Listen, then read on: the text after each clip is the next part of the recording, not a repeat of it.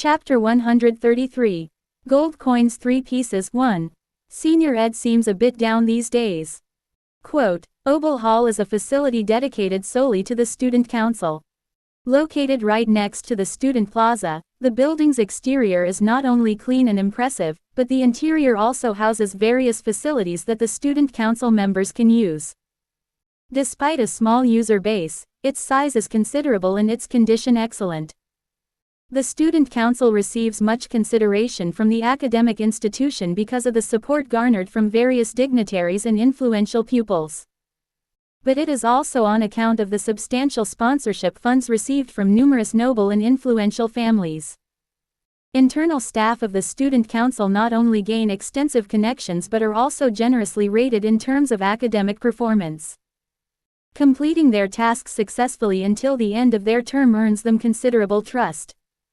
Usually, after graduation, many take on significant positions within the empire, and it's not uncommon to see sponsorships start to funnel in from various families in anticipation of this.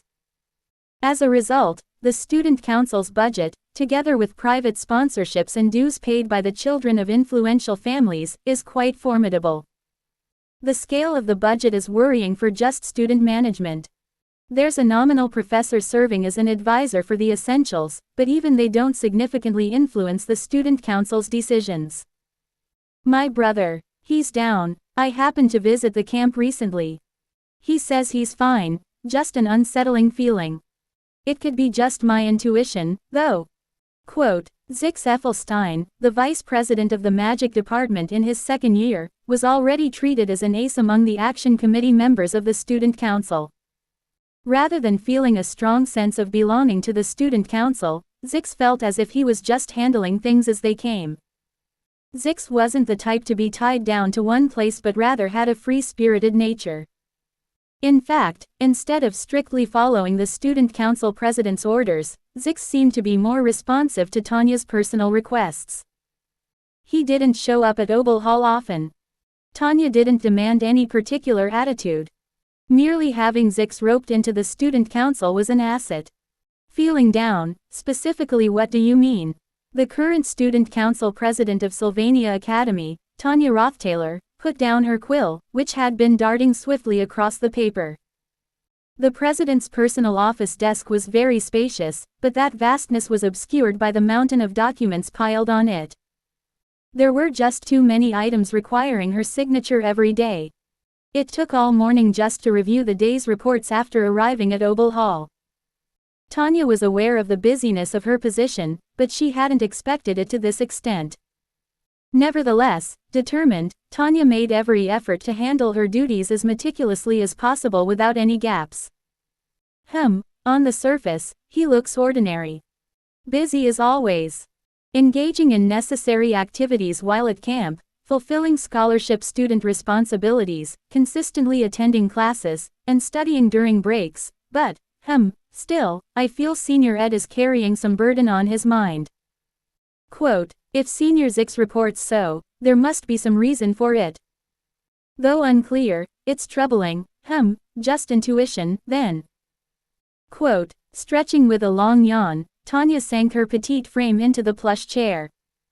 Tanya's perception of Ed Roth Taylor had changed quite a bit. He had a dependable aura, someone who always managed to handle all matters thrust upon him. It was difficult to imagine such a person being troubled or down, which piqued Tanya's curiosity. I haven't asked after my brother in a while, maybe I should go see him personally. In the afternoon you have to go to the cathedral reconstruction site, then to Tris Hall for the Student Council's regular report, followed by reporting to the Student Club General Meeting at Lortel Hall after dinner, and then spend time studying at night. Quote, how do you know this so well? Being the senior secretary, I have no choice but to listen to daily complaints. Quote, the reason Zix was responsible for conveying Tanya's messages to Ed was due to Tanya herself being unable to spare the time. She was that busy. If only we knew the reason for his downcast, it would be less frustrating. Senior Zix, couldn't you possibly find out more? There is some excess in the dispatch funds, and if you miss lectures due to handling matters, I can even request leave to cover you. Quote, President. If I start moving privately rather than under student council support, it could be seen as misusing funds, or as if the student council is surveilling an individual student. Quote, why is this position of president so full of constraints? Isn't the weight of power always like that? Tanya exhaled deeply and gazed out the large glass window that spanned the wall of her office. From the student council president's room on the 4th floor of Obel Hall, the student plaza was clearly visible. With lunchtime approaching, the bustling movements of the students were like a swarm of ants. It's a position representing the will of every one of those individuals, not a responsibility to be taken lightly. In truth, there are burdens associated with all endeavors in the world. The issue is that Ed Roth Taylor wasn't the type of person to become troubled or shaky under normal burdens. Unless he was literally carrying someone's life on his back. I'm worried about my brother. Quote, I'm worried as well. To be honest, I see it a little differently. Go on. Zix casually slumped onto a guest sofa in a corner. The thing is, Senior Ed isn't someone to crumble just because he feels a bit of pressure or gloom. Time will resolve that on its own. But, it's his personal relationships that concern me. Personal relationships. Yes, let's say, for example, it is an opportunity. You, Madam President, are quite aware of Senior Ed's predicaments, aren't you? Quote, Tanya's expression hardened as she sat entangled in the chair. Indeed, Tanya knew everything that she needed to know. Perhaps enviable due to fortune, but certainly a headache for herself. Given Ed's circumstances, regularly sought after by several capable women, any sign of weakness from someone who always seems perfect feels like a major gap. If Ed Roth Taylor is considered a steadfast support pillar, the idea of him leaning on someone else is an intriguing thought. The strange sense of fulfillment that arises is an inevitable temptation for those who see him with affection. Since he doesn't usually reveal any signs of weakness, such opportunities are rare. Everyone feels down and gloomy at times. While some may recover through comfort and support, from what I've seen, leaving Senior Ed alone might be for the best. Quote, it's a complicated matter. Quote, well, there isn't much else I can do without being meddlesome, so I'll just stay put. Quote, swatting his hands clean of the matter, Zix stood up from the guest sofa and dusted off his clothes. My visit wasn't just to report this. I just took the opportunity to relay the message. Quote, yes, I've been looking into something suspicious recently and came across something that might be of interest. Summer break is just around the corner, right? After the end of term exams next week, we dive straight into vacation. Quote, yes, that's right. Quote, Zix pulled out a book from within his cloak and tossed it onto the guest table in front of him. Though not clearly visible from Tanya's perspective at her desk, a closer look revealed it to be Introduction to Elemental Studies, a textbook used from the sophomore to junior years. Despite its thickness, its fundamental content is rich, making it almost a staple seller. Over the past few years, an organization within Arkansas has been gaining influence, and now it seems they are ready to show their fangs. This case might just be the beginning of it all. Quote, show their fangs, are you saying? Zix nodded. There seems to be organized hoarding of elemental study books, centered around ELT Trading Company. Especially this, Introduction to Elemental Studies, which experiences its lowest demand post-exams when summer break begins. With third-year students disposing of their unwanted books, there's a temporary price drop in both used and new books. Hoarding them to stockpile in the trading company's warehouse is quite telling of their intent. Buy low, sell high, it's the basic of all investment, but for a behemoth like the Arkansas Living Exchange, solely responsible for the living distribution on the island, it's a different story. Cornering the market is as traditional a strategy as it gets, and its effectiveness is undeniable. It's not that they couldn't do it before, they simply chose not to. Now, as they expand their size and influence within the Academy's residential life, to exercise dominance. Well, considering the scale of the business, the profits aren't enormous, but this is a kind of preemptive battle. Quote, true. For now, it's only the Elemental Studies book, but later on, it could extend to various clothing, magic engineering supplies, educational materials, and so on. Lortel Cahelm, acting as the proxy head of Elk Trading Company. Tanya had seen the girl's face repeatedly. However, the memory that remained most vividly was of her looking downcast in an empty corridor of the Ophelius Hall. Thinking back on her waiting like a frigid corpse in the aftermath of Ed's death still made it difficult to breathe properly. Moreover, her capabilities were indisputably outstanding. Rich, with exceptional magic skills and a well-known aptitude for thinking on her feet in crises. Now, as the student council president, it was her responsibility to keep a check on Lortel. Life skills detail. Grade: Intermediate Artisan Specialization. Woodworking Craftsmanship LV15, Design LV10, Gathering Ability LV13, Woodworking LV14, Stone Masonry LV7, Hunting LV11, Fishing LV7, Cooking LV7, Repair LV5, Advanced Crafting Skill Slot, empty. Advanced Crafting Skill Slot, empty. It had been a while since she acquired an Advanced Crafting Skill Slot, but it remained unfilled. She had been too preoccupied with acquiring combat skills. However, life skills cannot be disregarded. They not only significantly influence utility stats but also allow the creation of formidable equipment that can greatly affect combat. In the game, Sylvania's Sword of Failure, set in Akan Island, obtaining combat gear is remarkably limited. In a game that involves adventuring through various cities, this might not be the case, but here, the only shops are those found in daily life settings. Most products are tailored for students, and finding a shop that sells battle gear is rare and often lacks high-quality items. Ultimately, in Sylvania's Sword of Failure, procuring high-grade combat gear is most efficiently done by clearing special quests or crafting them yourself. While Glast's Professor's Soul Library could provide the formulas for crafting common magic engineering items, creating direct combat or adventure gear seemed more suitable to be done personally. Though they could be obtained through Elk Trading Company, the cost of each item was burdensome. Besides, enhancing life skills could substantially improve living conditions at camp, offering a win-win situation.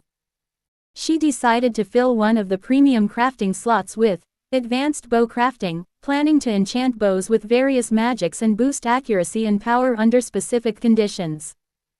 But what to put in the remaining slot? That needed further contemplation. As she sat near the campfire deep in thought, someone emerged from the brush, draped in an expensive-looking, gold-trimmed robe.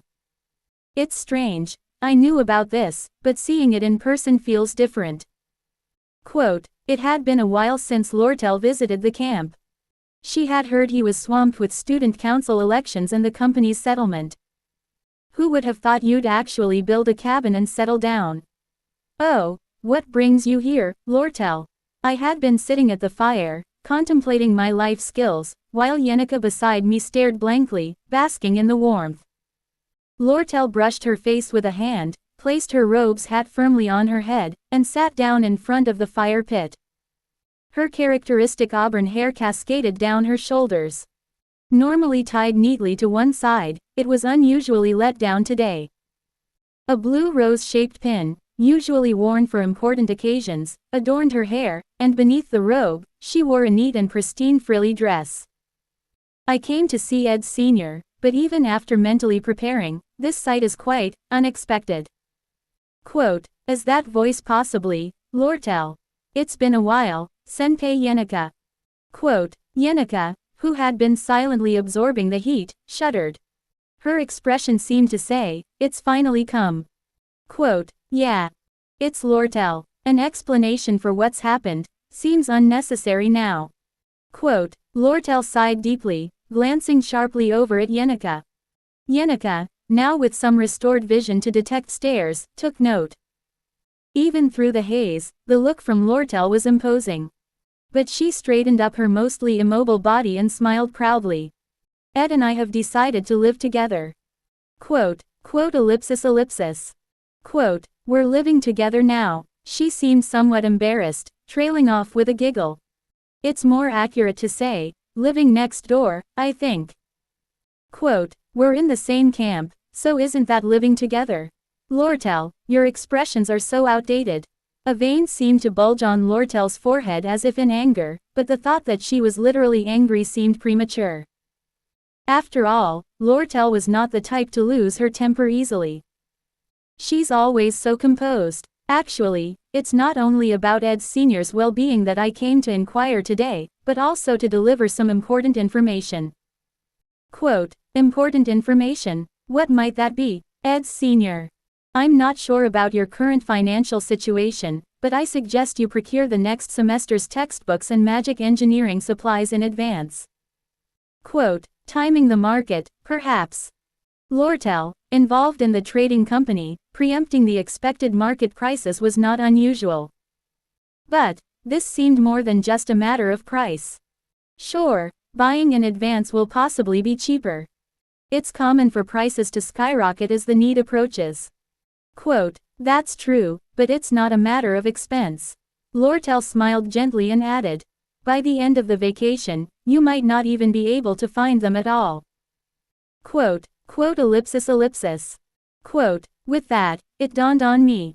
The ongoing strife between the Academy and the Trade Association throughout Act 3 of Sylvania's Sword of Failure. Quote, beyond the main storyline, choosing sides between the constantly feuding Academy and the Trade Association affects the ending significantly. Lortel's move was a continuation of this extended conflict. Senior Yenica, since you've heard the news, it'd be wise to prepare in advance. Lucky you Tilda by being here at the right time, you've received valuable information Tilda. Thanks Tilda, and just so you know, I'm living with Ed, so I'm always by his side. I don't need to be lucky to hear such news. Crack. Another vein seemed to twist, and I discreetly glanced at Lortel's expression. It remained a smiling face, as always. Even without clear sight, her mouth sure is lively. Oh, I'm speaking of our company's pet bird. It's been injured badly lately. Quote, yeah. That's right. It needs a lot of care. I'm okay because Ed's always helping me. She didn't back down. That innocent Yenica Faylover, although vulnerable to malice, seemed to sharpen her tone when facing Lortel. Still, Lortel is Lortel. She never loses her wits or temper easily. I'm annoyed. Quote, question mark. This place is really nice. Fresh air, babbling water, I can see why Lucy loves napping here. Quote, as if snapping a threshold of patience, Lortel's tone suddenly dropped. She walked up to Yenica and said somewhat triumphantly, the land around here isn't private property, right? Akan Island belongs to neither just us nor the Academy, it's technically imperial jurisdiction. It's just a forest tucked away in the southwestern part of the island. What did she imply? Lortel continued, smiling slyly. While I may not be able to influence the tedious land rights management, getting a construction permit should be no issue. Quote, what? Yenica turned pale, bewilderedly staring at Lortel. Perhaps catching Lortel's smiling face in her dim vision, she shuddered. Oh, my. Quote, Lortel looked towards a clearing close to the river, smiling sweetly. And then, as if pronouncing judgment, she declared, this land has quite the lovely sight. Quote, an ominous aura seemed to seep into the camp atmosphere. If you want to have more videos like this, then like and subscribe to my channel, and have a nice day or evening or night. I will see you soon.